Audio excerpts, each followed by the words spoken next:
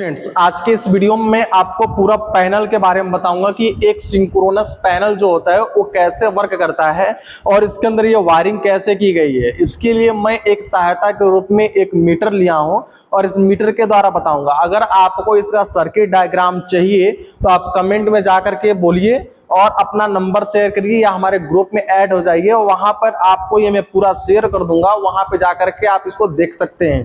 ठीक है, इसका पूरा डायग्राम डाटा जो भी होगा मैं आपके पास भेज दूंगा, आप पूरा वायरिंग कर पाएंगे। अब आइए मैं आपको बताता हूं कि इसके अंदर जो सभी पार्ट्स हैं इसके बारे में मैंने इसके पिछले पहला वीडियो में मैंने सारा चीज बता दिया है। अगर पहला इसका पार्ट 1 वीडियो नहीं देखे होंगे तो जाकर उसको जरूर देखिएगा, तब जाकर के पार्ट 2 वाले वीडियो को देखिएगा, अन्यथा आपको समझ में नहीं आने वाला है। ठीक है, तो अब मैं इसके वायरिंग के बारे में बताने वाला हूं। इसका डाटा का फोटो आपको मिल जाएगा। ठीक है, इसके लिए मैंने एक मीटर लिया हुआ है। इस मीटर का नाम होता है क्लैंप मीटर या क्लैंप टेस्टर। इसको मैंने लिया है और इसको मैंने कंटिन्यूटी पर सेट कर दिया हूं। आप इसको सुन सकते हैं। इससे क्या मालूम चलेगा कि मैं किसी भी वायर को एक वायर को चेक करूंगा तो ये आपका बताएगा कि हाँ ये वायर सही है और इसके साथ में कनेक्शन वहां पे जा रहा है। तो आपको समझने के लिए मैं इसको रखा हूं ताकि आपको समझ में आ पाए। तो अभी मैं इसको यहाँ पे रख देता हूं, आप देखिएगा वीडियो के अंदर। और यह आपका एमसीबी यानी ये जो 3 फेज सप्लाई यहां से लिया गया है, आप डायरेक्ट एमसीबी पे भी दे सकते हैं जहां पे यहाँ पे दिया गया है। तो अब आइए, ये 3 फेज जो सप्लाई है, एक फेज देखिए, दूसरा फेज, तीसरा फेज, तीनों फेज इसके अंदर इन कर रहा है और ये तीनों फेज को आउट भी कर रहा है। और इसके साथ साथ में आप वोल्ट मीटर पे देख सकते हैं। ये वोल्ट मीटर जो आपका है ये आपका 415 वोल्टेज पे भी काम करेगा। इसके अंदर टोटल जो आप वोल्टेज चेक कर पाएंगे, मैं आपको दिखा दूं। इसके अंदर टोटल आपका वोल्टेज भी काफी है, आप जाकर के वोल्टेज को भी इसके अंदर चेक कर सकते हैं। तो आप देखिए, यहाँ पर कनेक्शन 2 तरीके से किया गया है। एक आपका पीला वायर है और एक आपका रेड कलर का यानी लाल कलर का वायर है। और ब्लू वाला जो है वायर डायरेक्ट आपका निकल चुका है, ये किसी से कनेक्टेड नहीं है। इसके साथ में ये काले कलर का वायर है, आप देख सकते हैं, ये भी किसी से कनेक्टेड नहीं है। यानी इसके अंदर 2 तार ऐड हुआ है। इस वोल्ट मीटर के अंदर कितना तार ऐड हुआ है? 2 तार ऐड हुआ है, एक आपका वाई वाला और एक आपका आर यानी रेड वाला। अब जो है कि दोनों फेस इसके अंदर इनपुट किया है। ये फेस जैसे इसके अंदर जाएगा, यानी जैसे मैं एमसीबी को ऑन करूंगा, ये वोल्ट मीटर वोल्टेज को बताना चालू कर देगा। अब इसके बाद से देखिए, ये आर और वाई वाले को, आर और वाई वाला जो फेस है आपका डायरेक्ट यहाँ पे देखिए, वाई वाला फेस आपका डायरेक्ट इंडिकेटर पे और ये डायरेक्ट आपका मोटर पे जाने के लिए तैयार हो चुका है। यानी यहां से आपका डायरेक्ट ये मोटर पे चला जाएगा, यानी इसका कनेक्शन कहीं और नहीं है, डायरेक्ट वोल्ट मीटर और वोल्ट मीटर से डायरेक्ट इंडिकेटर और इंडिकेटर से होते हुए मोटर पे कनेक्शन चला गया है।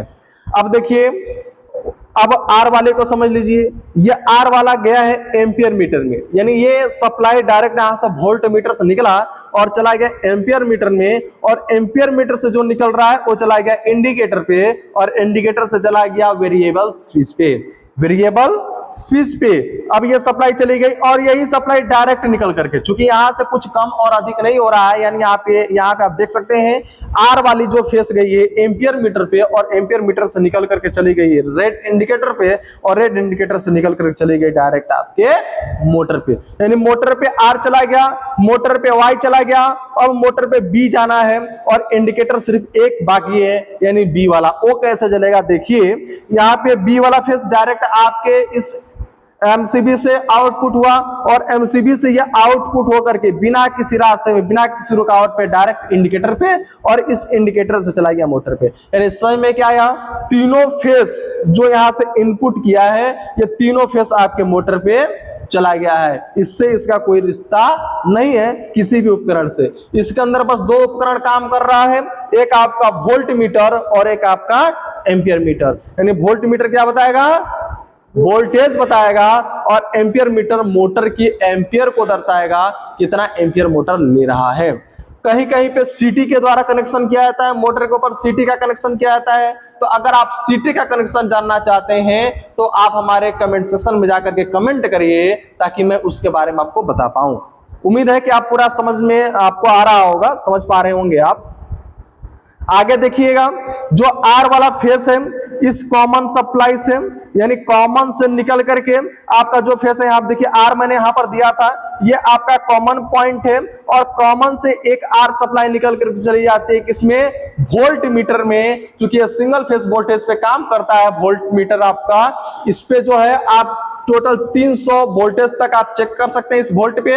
और ये आपकी डायरेक्ट सप्लाई, यानी यहां पे मैंने फेस दिया और ये डायरेक्ट सप्लाई जो है कि निकल करके चली गई कॉइल पे, और कॉइल से एमसीबी और एमसीबी से निकल करके मोटर के दूसरे साइड पे चला जाएगा। जो मैं मोटर पे अभी आपको दिखा रहा हूं, ठीक है। अब ध्यान रखिए आप, ये न्यूट्रल पॉइंट है, न्यूट्रल पॉइंट आपका डायरेक्ट निकला, चूंकि आपका वेरिएबल स्विच पे जाएगा, जब वेरिएबल स्विच पे जाएगा तभी जाकर के ये आपका पूर्ण रूप से काम कर पाएगा, अन्यथा ये काम करने वाला नहीं है। इसके ऊपर फेस और न्यूट्रल दोनों की आवश्यकता पड़ती है। अब यही सप्लाई आपका डायरेक्ट निकल करके वोल्ट मीटर में, यानी फेस पहले का मिला हुआ था, यहाँ पे न्यूट्रल मिल गया, अब वोल्ट मीटर काम करने लगेगा।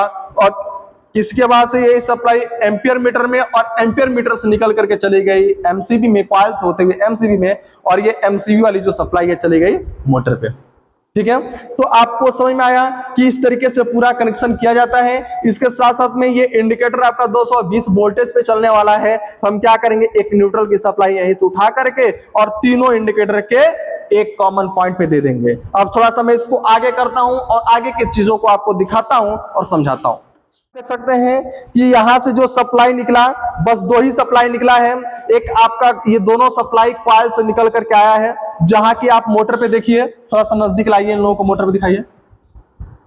ये जो दोनों सप्लाई आया है, ठीक है, यानी ये जो 10 वेरिएबल स्विच से और एक न्यूट्रल एम्पियर मीटर से जो आया है, डायरेक्ट बस यही दोनों पॉइंट पे आपको जोड़ देना है। इसी दोनों पॉइंट पे आप जोड़ देंगे और इसके बाद से जो 3 फेज सप्लाई निकली है, यानी यहाँ पे आप देखिए ये जो 3 फेज सप्लाई निकली है RYB, इसका जो ये केबल है, इस केबल को आपको डायरेक्ट ला करके तीनों फेज पे ऐड कर देना है। यानी RYB इन तीनों फेज पे दे देंगे, कंट्रोलिंग आपका इधर से होगा और कंट्रोलिंग इधर से हो गया, आपका पावर इधर से आ गया और आपका ये मोटर काम करना चालू कर देगा।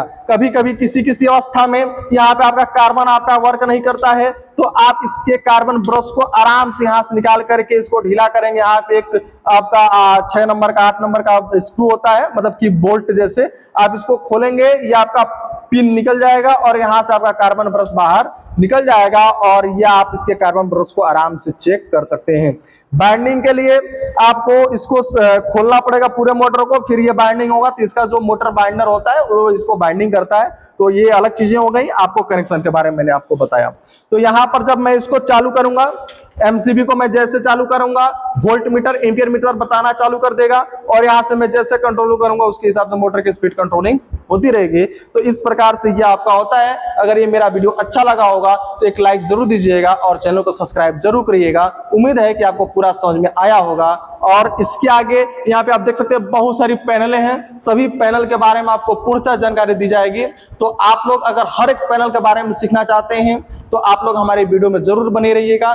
चैनल को सब्सक्राइब करके रखिए ताकि कोई भी वीडियो मैं अपलोड करूं तो आपके पास जाए और आप उस वीडियो को देख करके आप भी एक इलेक्ट्रिशियन बन पाए, आप भी एसी टेक्नीशियन बन पाए, आप भी सेफ्टी ऑफिसर का कोर्स कर पाए। इसके अलावा बहुत सारे कोर्सेज के बारे में हम जानकारी देते हैं, बहुत सारे इंस्टीट्यूट के बारे में जानकारी देते हैं। अगर आप भी सीखना चाहते हैं हमसे तो आप जाकर के डिस्क्रिप्शन में मेरा नंबर है, वहां पे कॉल करिए, इंक्वायरी लीजिए, एडमिशन लीजिए और आप भी सीखिए।